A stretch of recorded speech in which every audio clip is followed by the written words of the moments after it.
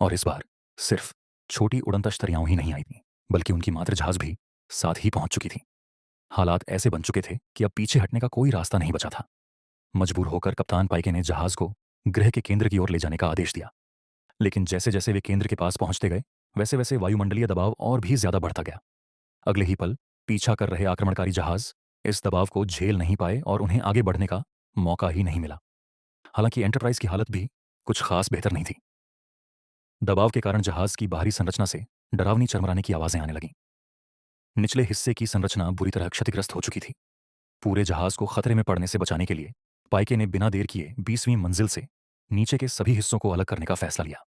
लेकिन जब वे सब मिलकर हालात संभालने में लगे ही थे, तभी दुश्मन की ओर से एक नया घटनाक्रम सामने आया। दो जहाज आपस में लेजर से स्कैन करने लगे। इस दृश्य को देखकर अनजान वल्कन लोग मजाक उड़ाने लगे कि यह सब काफी दिलचस्प लग रहा है। लेकिन जिनका पहले उनसे सामना हो चुका था, वे सुरक्षा अधिकारी समझ गए कि यह आपसी संवाद का तरीका है।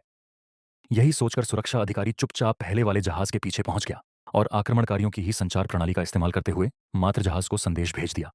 उसने बताया कि सामने मौजूद यह छोटा युद्धपोत अब उनके कब्जे में है और अगर वे अपने दल के लोगों की जान बचाना चाहते हैं तो तुरंत आत्मसमर्पण कर दें। लेकिन खून के प्यासे आक्रमणकारी भला इंसानों के आदेश कैसे मानते?